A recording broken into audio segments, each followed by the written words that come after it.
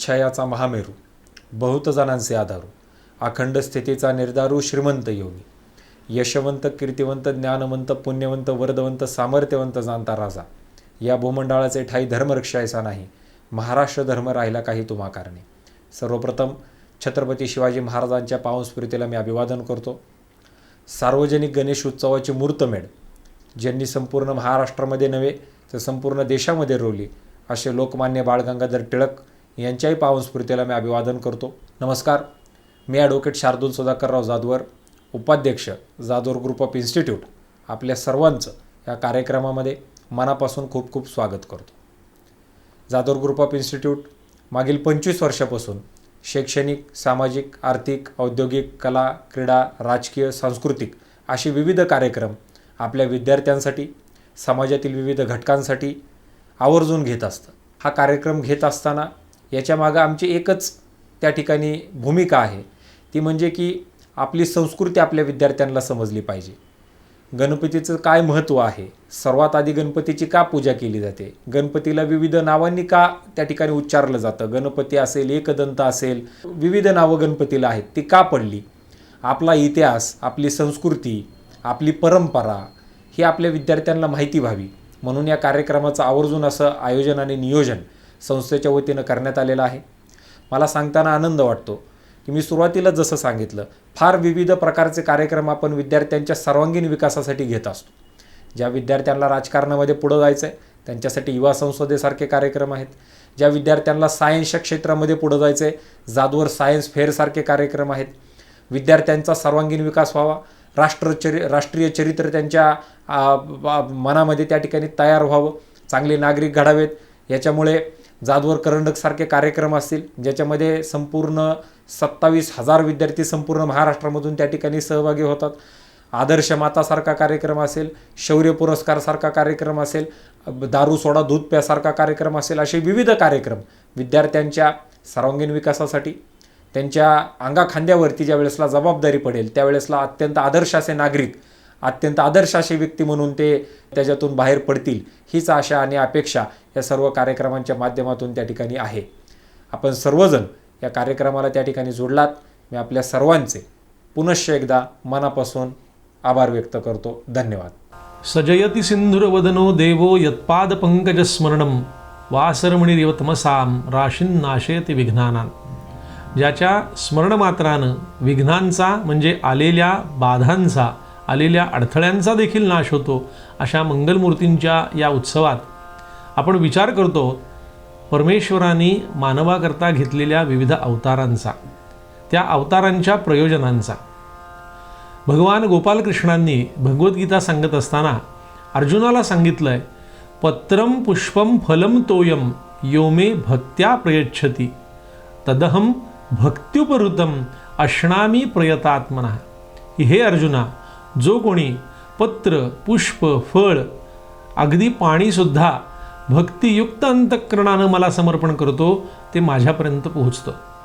बघा, देवांच्या सर्व अवतार चरित्रामध्ये किती एकवाक्यता आहे. परमेश्वर भक्तासाठी व्याकुळ आहे, आसुसलेला आहे. विनायक प्रभू मंगलमूर्तींचे आपण जे 4 युगातले 4 अवतार पाहिले त्यातला कृतयुगातला विनायक प्रभूंचा जो अवतार आहे, 10 हातांचा सिंह ज्याचं वाहन आहे, त्या विनायक प्रभूंच्या बाबतीत घडलेली ही कथा आहे. देवमाता आदिती आणि कश्यपांच्या पोटी विनायक प्रभूंनी जन्म घेतला आणि त्या अवतारामध्ये घडलेली एक कथा आज आपण पाहतो आहोत की विनायक प्रभू हे भक्तवत्सल होते, भक्तांच्या घरी जात होते. काशी राजा नावाचा एक राजा होता. या राजाच्या घरी त्याच्या पुत्राच्या विवाहाप्रित्यर्थ बालस्वरूपातले हे विनायक येऊन पोहोचलेले आहेत. आणि गावामधल्या सगळ्या लोकांना असं वाटायला लागलं, राजाचं जे नगर होतं, राजधानीचं जे ते नगर होतं, त्या नगरातल्या प्रत्येकाला वाटायला लागलं की हे विनायक प्रभू आपल्या घरी देखील यावेत. आज नाही का, एकाच्याकडे गणपती बसत असला तो आपण पाहिला की आपल्यालाही वाटतं आपल्याही घरी गणपती बसावा. आणि साक्षात जिथे मंगलमूर्ती विनायक स्वरूपामध्ये त्या ठिकाणी वावरत आहेत, सगळ्यांना पाहून सुलभपणानं असं वाटलं की आपल्याही घरी विनायक प्रभूंनी यावं. आणि विनायक प्रभू अतिशय बालभावामध्ये घरामध्ये एखादं लहान मूल जसं खेळावं, बागडावं, तशा पद्धतीनं राजाच्या त्या राजमहालामध्ये, राजप्रासादामध्ये वावरत आहेत. आणि त्या ठिकाणी सगळे नगरवासीजन राजाकडे आले. राजाचा दरबार भरलेला होता आणि एवढे सगळे नगरवासी जण आज आपल्याकडे का आलेले आहेत म्हणून राजानं दरबाराचं कामकाज थांबवून त्यांची दखल घेतली. काय आपलं म्हणणं काय आहे, मागणी काय आहे, मांडा, सांगा. सगळ्यांनी हात जोडून सांगितलं राजाला, राजा आपल्या घरी जसे विनायक प्रभू आलेत तसे विनायक प्रभू आमच्या घरी यावेत असा आमच्या सगळ्यांचा मानस आहे. राजा म्हणाला, हरकत नाही, चांगली इच्छा आहे तुमची, पण आपण सगळेजण त्यांना घेऊन जाणार म्हणता, पण त्यांच्याविषयी माझा असलेला भाव, माझे माता पिता तेच आहेत. आपण जर त्यांची काही परीक्षा पाहणार असाल की ते मानव आहेत का ईश्वर आहेत, तर मात्र मी तुम्हाला परवानगी देणार नाही. पण जर आपल्याला त्यांना भक्तियुक्त अंतःकरणाने घेऊन जायचं असेल, ईश्वराशी अनुसंधान साधण्याकरता जर जायचं असेल, तर नक्की ते आपल्या घरी येतील, मी त्यांना तशी विनंती करीन. आणि हे बोलणं चालू असताना नगरवासी जनांच्या सोबत राजाचं त्याच वेळेला विनायक प्रभू बालसुलभ स्वभावाप्रमाणे दुडूदुडू धावत त्या दरबारामध्ये आलेत. आणि विनायक प्रभूंनी विचारलं, काय कशाबद्दल चर्चा चालली आहे? राजांनी सांगितलं, काशीराजांनी, ह्या सगळ्या नगरवासी जनांची अशी इच्छा आहे की आपण यांच्या घरी जावं. विनायक प्रभू म्हणाले, राजा जायला हरकत काही नाही, पण तू येणार का माझ्यासोबत? राजा म्हणाला, ठीक आहे, येईन. आता बघा, जिथे सगळेजण फक्त देवाला बोलवत होते त्या ठिकाणी नगराचा जो राजा आहे त्या राजाचाही सन्मान राखला जावा, ही योजना परमेश्वराने केलेली आहे. आणि म्हणजे ठीक आहे, आम्ही येऊ. आता ह्याच्यातली गंमत काय, ही कथा ऐकताना पुढे तुम्हाला कळणार आहे की परमेश्वर अनंत रूप धारण करू शकतो, एकाच वेळेला तो अनेक ठिकाणी असू शकतो, पण तुमच्या आमच्यासारख्या मानवांना ही गोष्ट शक्य नाही. आज जेव्हा मी स्टुडिओमध्ये रेकॉर्डिंगला आहे त्यावेळेला मी फक्त या एकाच ठिकाणी आहे, इतर ठिकाणी मला असणं शक्य नाही. पण परमेश्वराला जे शक्य आहे ना, ते चरित्र दाखवण्याकरता विनायक प्रभूंनी घडवलेला हा योग आहे. की एकट्यांना बोलवलेलं असतानासुद्धा राजाला का म्हणाले ते, चला माझ्यासोबत? कारण राजा मानव आहे आणि विनायक प्रभू हे परमेश्वराचा अवतार आहेत. परमेश्वराला एकाच वेळी अनेक स्वरूप धारण करता येणार आहेत. आणि ही अट ठेवून त्यांनी सांगितलं की आम्ही येऊ तुमच्याकडे, सगळ्यांनी तयारी करा. आणि सगळ्यांनी आपापल्या घरी तयारी करायला सुरुवात केली आहे. बघा, आपल्या घरी गणपती बसायचे म्हणून आपण किती तयारी करतो. घराची स्वच्छता असेल, रंगरंगोटी असेल, सजावट असेल, अशा नानाविध प्रकारच्या तयाऱ्या केल्यानंतर तरीही काहीतरी राहून गेलेलंच असतं. ऐन वेळेला गणपती बसायच्या आधी किंवा गणपती बसल्यानंतर आपण एखादी वस्तू घेऊन येतो.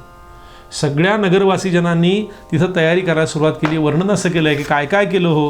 पूर्वीच्या काळी तयारी करण्याची पद्धत खूप सुंदर होती.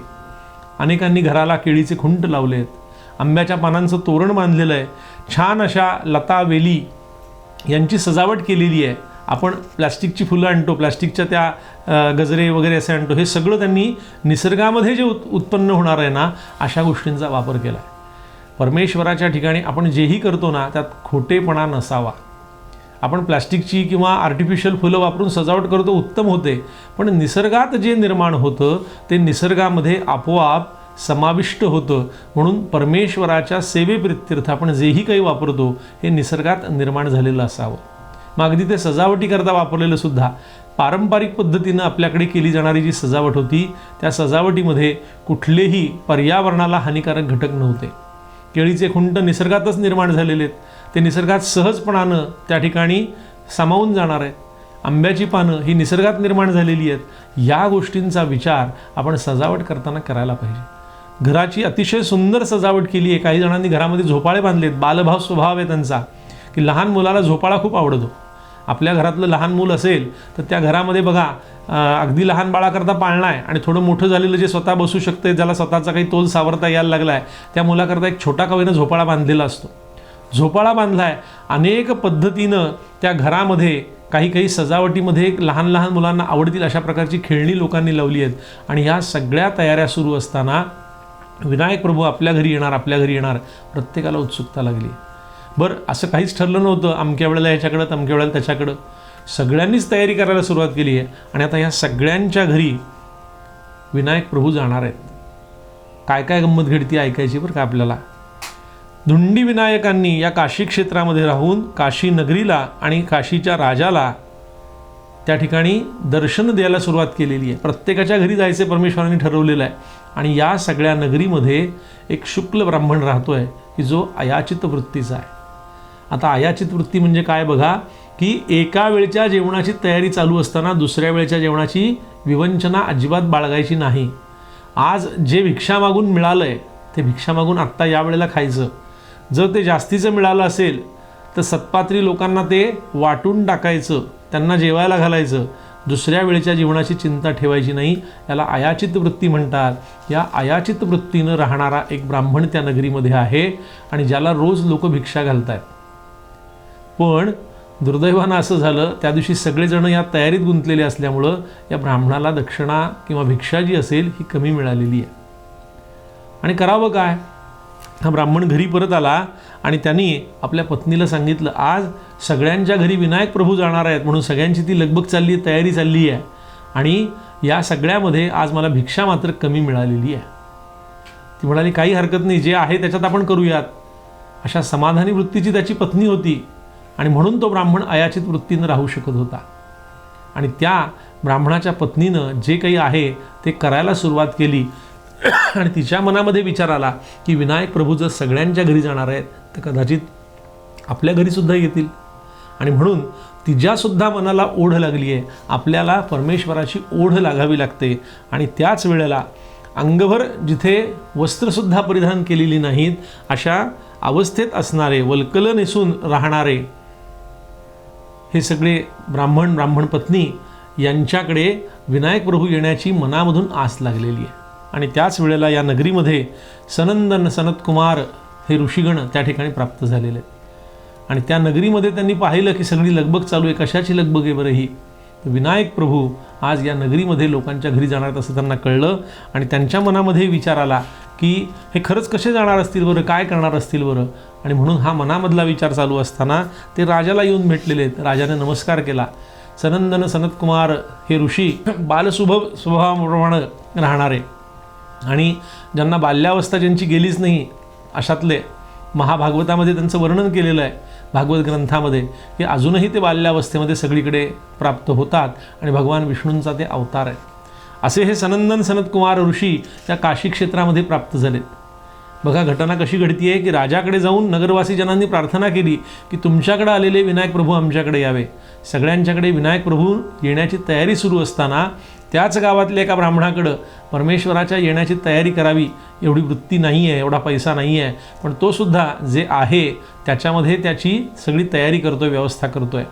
आणि त्याच वेळेला या गावामध्ये सनंदन सनतकुमार ऋषी आलेले आहेत आणि त्यांच्या मनामध्ये एक सुलभ असा प्रश्न निर्माण झाला. गंगेमध्ये स्नान केलंय आणि स्नानानंतर की हे विनायक प्रभू एकाच वेळेला सगळीकडे जाणार आहेत कसे?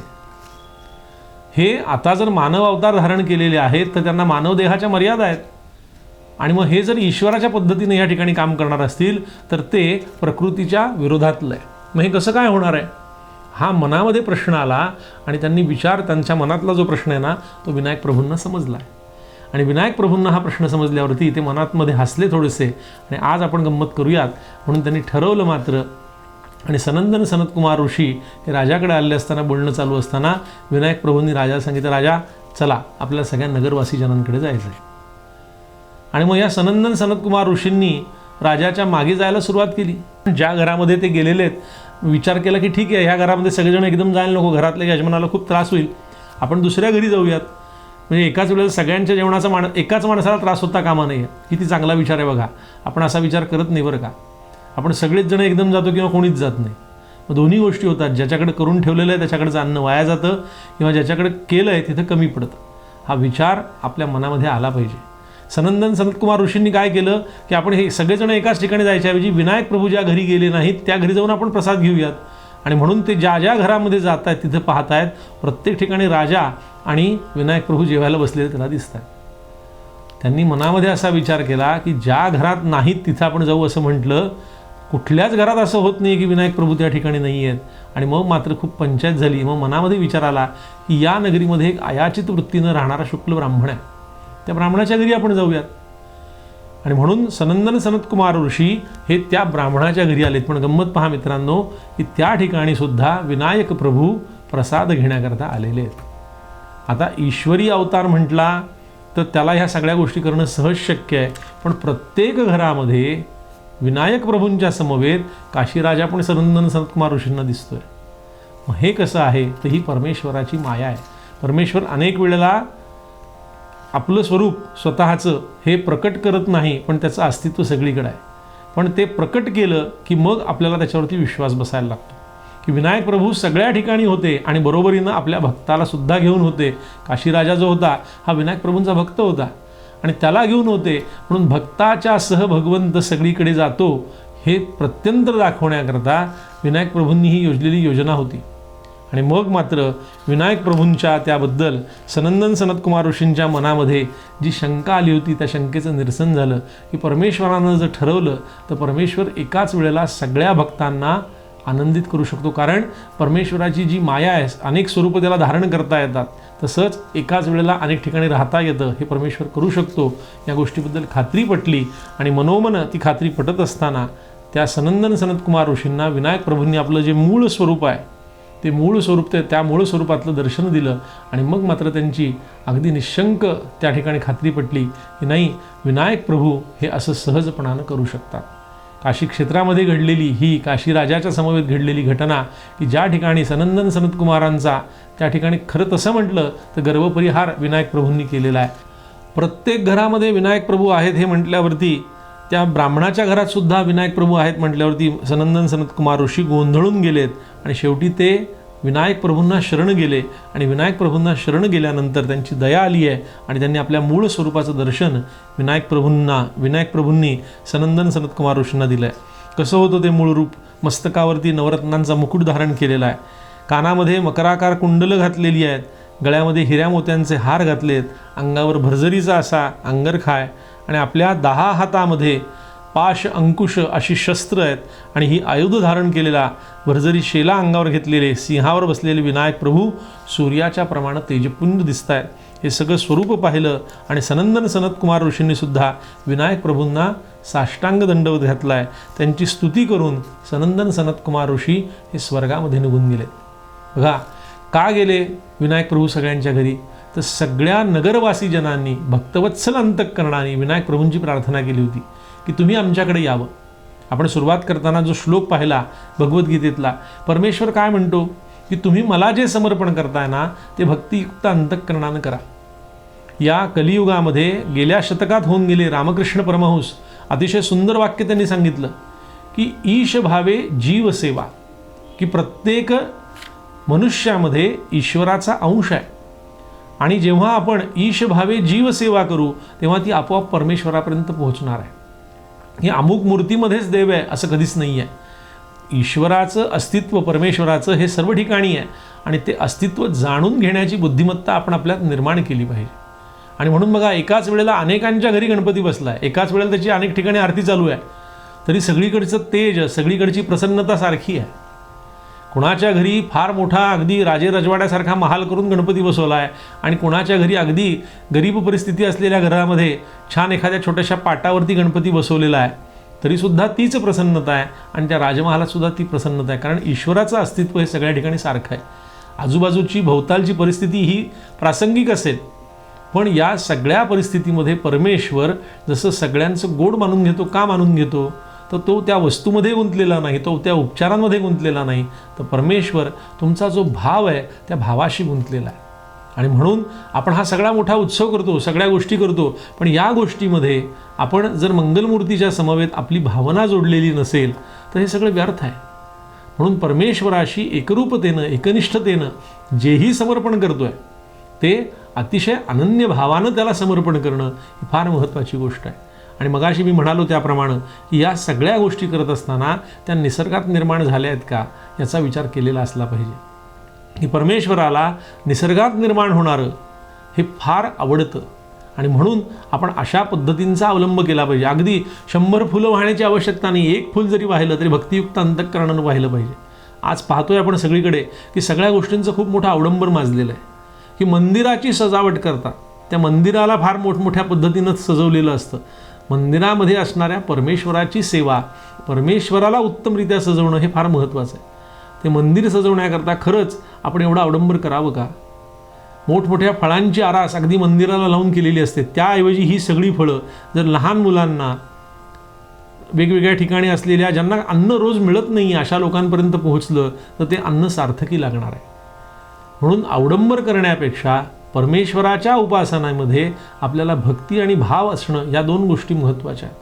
ही भक्तियुक्त अंतःकरणानं परमेश्वराला समर्पण केलेली एखादी गोष्टसुद्धा परमेश्वराला जाऊन पोहोचते. जुन्या काळची माणसं सांगायची, देवाला काय लागतो? काही लागत नाही. देवाला काय व्हावं? तर देवाला 10 खारका आणि 1 नारळ व्हावा. म्हणजे काय? आता 10 खारका आणि 1 नारळ ह्याची किंमत काय झाली? आज चांगला नारळ आणायला गेलो तरी 40-50 रुपये नारळाची किंमत आहे. 10 खारकांचा भाव काय? बाजारात विचारून घ्या. हे रोज जर 365 दिवस व्हायच्या म्हटल्या तर देवाला किती रुपयाचं रोज व्हावं लागेल? कोणी वाहील ना. एखादा 365 दिवस होऊ शकेल, एखादा महिन्यातनं एकदा वाहील, एखादा आठवड्यातनं एकदा वाहील, एखादा वर्षातनं एखाद दिवस वाहील. हे सगळं वाहून परमेश्वर खरंच मिळणार आहे का? पण 10 खारका आणि 1 नारळ हे रूपक काय आम्हाला कळलं का? की आमचं जे मस्तक आहे हे नारळ आहे, ते परमेश्वराच्या चरणी अर्पण करणं आहे. आणि आमच्या जी हाताची 10 बोटं आहेत ही खारका आहेत, ते खारकांचं स्वरूप त्याला दिलेलं आहे. 2 हात जोडणं आणि परमेश्वरासमोर नतमस्तक होणं, सरेंडरनेस, अनन्यतेनं परमेश्वराला शरण झालं की परमेश्वरा, या जगामध्ये जेही काही मला मिळालं आहे, जेही काही मी मिळवतो आहे, हे तुझ्या कृपेनं मिळवतो आहे. ही जी भावना आहे ना, ही परमेश्वराला अतिशय महत्त्वाची आहे. आणि या भावनेनं त्या काशी क्षेत्रातल्या नगरवासी जनांनी परमेश्वराची प्रार्थना केली आणि परमेश्वर प्रत्येकाच्या घरी आला. नुसता आला नव्हे तर प्रत्येकानं दिलेलं जेवण परमेश्वर जेवला. आणि हा विचार आपण प्रत्येकानं केला पाहिजे. मला असं वाटतं आजच्या काळात रामकृष्ण परमहंसांनी सांगितलेली गोष्टसुद्धा फार महत्त्वाची आहे की परमेश्वर हा फक्त मंदिरात नाही, परमेश्वर हा फक्त मूर्तीत बंदिस्त नाही, त्याचं असलेलं चराचरातलं अस्तित्व आम्हाला जाणवलं पाहिजे. आम्ही ईश्वराची सेवा समजून मानवाची सेवा केली पाहिजे. आज अनेक ठिकाणं आहेत अशी की ज्या ठिकाणी अजून ज्ञानाचा प्रकाश पोहोचलेलाच नाही. त्या लोकांना कोण आणणार मुख्य प्रवाहामध्ये? सगळ्या गोष्टी सरकार नाही करू शकणार. प्रत्येकानं काहीतरी जबाबदारी घेतली पाहिजे. नगरवासी प्रत्येक जणांकडे विनायक प्रभू गेले म्हणजे काय? की परमेश्वराचं स्वरूप सगळ्या ठिकाणी आहे, ते आपण अस्तित्वात आणून पाहिलं पाहिजे, त्याचं प्रत्यय आपण घेतला पाहिजे. आपण परमेश्वराला जे समर्पण करतो त्यामध्ये परमेश्वर आपला भाव पाहतो. आपला भाव हा शरण्यतेचा असावा, अनन्यतेचा असावा. पण आपल्या भावनेमध्ये जर गर्व आला तर परमेश्वराला ते पण आवडत नाही. एक कथा अशी छान घडलेली आहे की देवर्षी नारद एकदा स्वानंद वनभुवनामध्ये, की ज्या ठिकाणी स्वानंद वनभुवन म्हणजे काय? तर जसं विष्णू वैकुंठ लोकात राहतात, कैलासावरती शंकर राहतात, तसं गणपतीचं जे नगर आहे त्याला स्वानंद भुवन म्हटलेलं आहे. आणि या स्वानंद भुवनामध्ये गणपतींच्या दर्शनाकरता देवर्षी नारद गेले. आणि देवर्षी नारद गेले असताना देवर्षी नारदांनी नमस्कार केला. त्या रत्नजडीत अशा सिंहासनावरती मंगलमूर्ती बसलेले आहेत, सिद्धिबुद्धी दोन्ही बाजूला आहेत आणि त्यांना त्या वारा घालतायत की सिद्धिबुद्धी ज्याच्या दासी. त्या मंगलमूर्तींच्या पाशी नारदांनी जाऊन नमस्कार केला आणि मंगलमूर्तींचं स्मरण केलं. म्हणे मंगलमूर्तींनी सांगितलं नारदांना, या म्हणे नारदा, या बसा. काय नवल पाहिलं तितक्या दिवसांमध्ये? नारद त्रिलोकात संचार करणार आहे आणि काहीतरी विशेष असल्याशिवाय नारद आपल्याकडे येणार नाहीत, ही मंगलमूर्तींची धारणा होती. आणि म्हणून विचारलं, काय वेगळं काय सांगणार आहात आज, नवीन काय पाहिलं? नारदांनी सांगायला सुरुवात केली की मिथिला नावाची जी नगरी आहे त्या नगरीचा राजा जनक हा अतिशय दानशूर आहे. आता बघा, जनक राजा हा उल्लेख आपल्याला ऐकायला आला की सीतेचे वडील जनक राजा हे सुद्धा आपल्याला लक्षात येतं. पण ते हे जनक नव्हेत बरं का. आपल्याकडे काही राजांची नावं ही पुन्हा पुन्हा पुन्हा पुन्हा दिली गेलेली आहेत. आपल्याकडे अशी पद्धत होती पूर्वी की आजोबाचं नाव नातवंडाला ठेवलं जायचं, पणजोबाचं नाव नातवंडाला ठेवलं जायचं. अशा पद्धतीमध्ये हे अतिशय पुराण काळातले जनक राजा आहेत. रामायणाचा कालखंड हा 5000 वर्षापूर्वीचा आहे. त्याच्याही आधी हा होऊन गेलेला कथाभाग आहे की त्या मिथिला नगरीचा जो जनक राजा होता, त्या जनक राजाकडे मी गेलो असता मी पाहिलं की तो राजा अतिशय दानशूर आहे. आपल्या प्रजाजनांना तो अशा पद्धतीनं दान करतो की त्याला पाहून दानवीराची आठवण व्हावी इतका तो दानवीर असला तरीसुद्धा बुद्धिमान आहे. आलेल्या प्रत्येकाला त्याच्याविषयी पूर्ण आदर ठेवून तो जे त्याला आवश्यक आहे त्या सगळ्या गोष्टी दान करतो. आणि हे सगळं त्याचं सगळं वर्णन ऐकल्यानंतर मंगलमूर्तींपुढे सांगत असताना नारद म्हणाले, सुमेधा नावाची त्याची जी पत्नी आहे ना, ती पत्नीसुद्धा अतिशय पतिव्रता आहे. की बघा, राजाला सगळ्या गोष्टी सानुकूल आहेत पण त्या प्रजाहिताकरता वापरत असताना राजा दानधर्म करतोय ही अतिशय महत्त्वाची गोष्ट होती. की सगळं जे आपल्याकडं आहे ते आपल्यापुरतं नाही.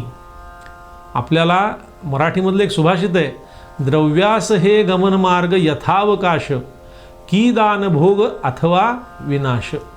हे आपल्याकडे जे द्रव्य आहे ते द्रव्य 3 पद्धतीनं खर्च होतं. द्रव्यास हे गमनमार्ग. गमनमार्ग म्हणजे जाण्याचे मार्ग. जोही काही कमावलेला पैसा आहे तो 3 पद्धतीनंच जात असतो. की दान, पहिलं सांगितलं दान, की दुसऱ्याला देता येणं, देण्याची वृत्ती असणं फार महत्त्वाचं. तिचं एक तर दान करावं, दुसरा भोग घ्यावा म्हणजे उपभोग घ्यावा. आपण स्वतः करता चांगल्या चांगल्या गोष्टी घ्याव्यात. पण प्रचंड श्रीमंत लोक असतात पण वृत्ती अतिशय कदरू असते, स्वतः करता सुद्धा पैसा खर्च करायची तयारी नसते. ते दान काय करणार? आपल्याकडे असलेला पैसा, आपल्याकडे असणारी संपत्ती आपण जर दान केली तर ती कैक पटीनं वाढत असते. आपण तिचा उपभोग घेतला तर ती खर्ची पडत असते. आणि दान किंवा भोग यातलं काहीच केलं नाही तर तिसरा मार्ग सांगितला विनाश. तुम्ही म्हणाल काही गप्पा मारता का? गप्पा नाहीत या. बघा, आठवून पहा. अगदी कालचं उदाहरण आहे की पूर आला, 4 तासात पाणी चढलं, घरातल्या सगळ्या वस्तू वाहून गेल्या.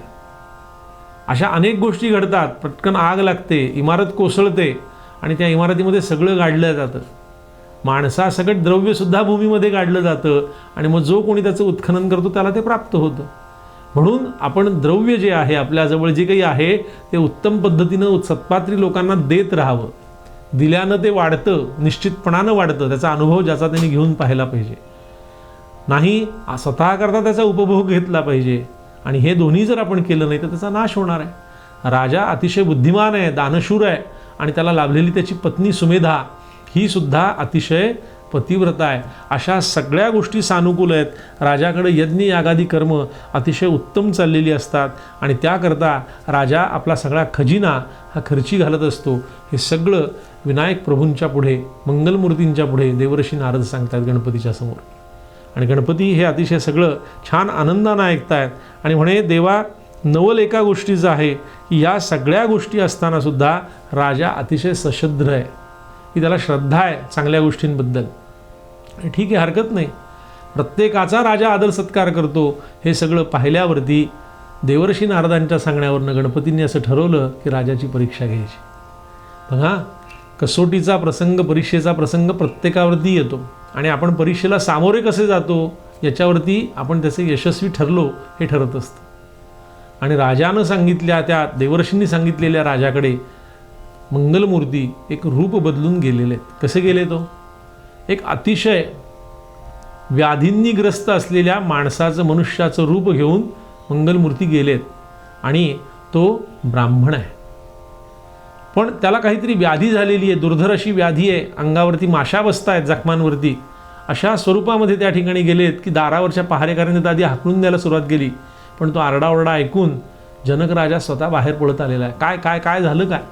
आणि म्हणून विचारणा करत, चौकशी करत जनक राजा बाहेर आला आणि पाहतोय तर का आपल्या दारामध्ये एक अतिशय दरिद्री ब्राह्मण कुठल्या तरी रोगाने, कुठल्या तरी व्याधीने त्रस्त आहे. अंगावरती अनेक जखमा झालेल्या आहेत, त्यातून रक्त वाहत आहे, त्या रक्तांवरती माशा बसत आहेत, अतिशय दुर्गंधी येते. अशा त्या ब्राह्मणानं येऊन दारामध्ये राजाला विचारलं, राजा भूक लागली आहे, गेले 8 दिवस जेवलो नाही, खाल्लं नाही, माझं पोट भरेल एवढं अन्न मला देशील का? जनक राजा म्हणाला, नक्की देईन. आणि म्हणून सांगितलं, तुम्ही आधी स्नान करा, स्वच्छ व्हा. जनक राजानं स्वतः ऊन पाण्यानं त्या ब्राह्मणाला स्नान घातलं, नेसायला वस्त्र दिलं आहे. राजा, हे सगळं झालं पण आता मला जेवायला घाल, मला भूक लागली आहे. आणि जनक राजानं 100 माणसांचा स्वयंपाक आपल्या स्वयंपाक्यांना करायला सांगितला होता. सांगितलं, नेऊन बसवलं, पानावरती रांगोळी घातलेली आहे, सोन्याचा पाट आहे, चौरंग मांडलेला आहे, त्याच्यावरती चांदीचं ताट आहे. त्या चांदीच्या ताटामध्ये त्याला जेवायला वाढायला सुरुवात केली आहे. जेवायला वाढून झालं, मात्र ब्राह्मणानं सांगितलं, झालं का? आणि स्वयंपाक वाढून झाला की जेवायला सुरुवात करायची. याचा संकेत काय? तर सगळ्यात शेवटी पानामध्ये तूप वाढलं जातं. तूप वाढून झालं की सगळं वाढून झालं, आता जेवायला बसायला हरकत नाही. असं सगळं झाल्यानंतर या ब्राह्मणानं सांगितलं, सगळ्यांना डोळे मिटा, आपण देवाची प्रार्थना करूयात.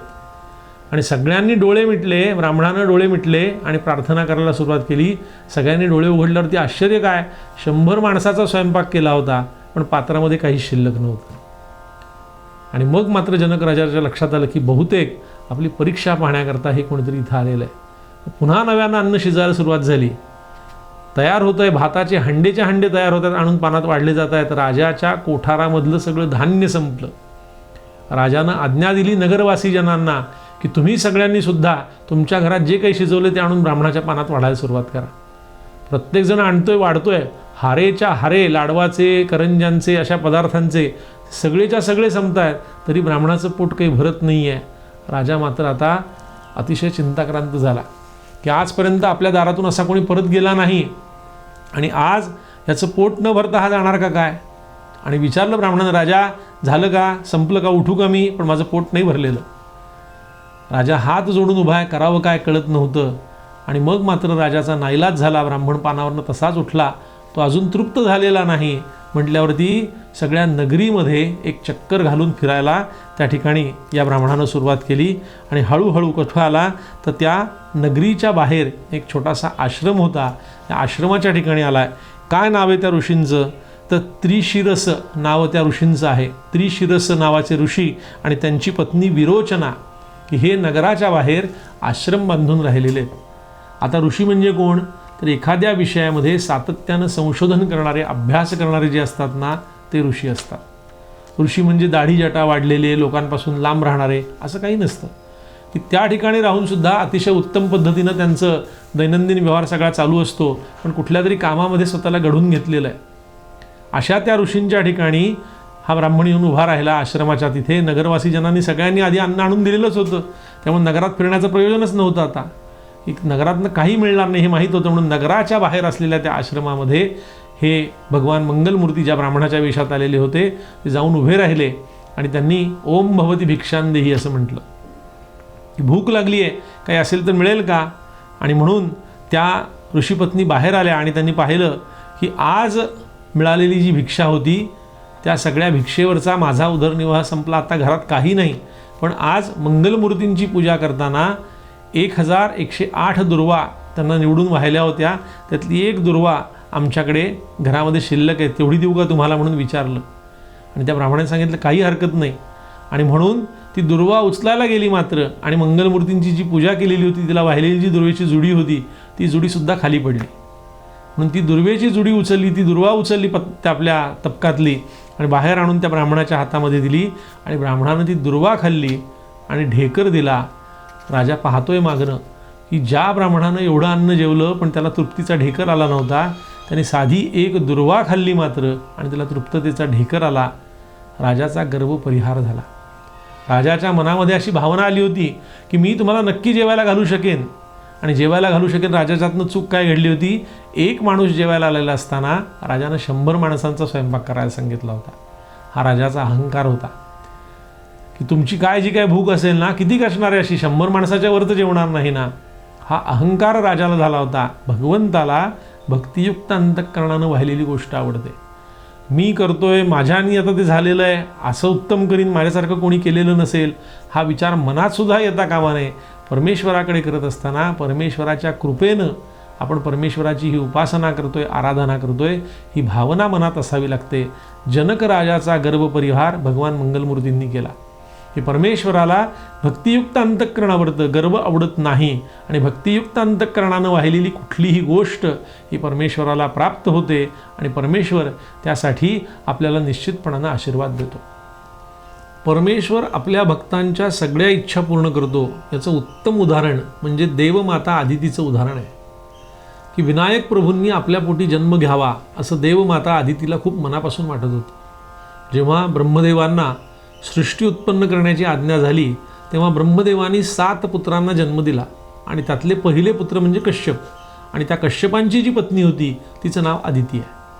आणि ह्या आदिती मातेच्या पोटी इंद्रासारखे अनेक देव जन्माला आलेले होते.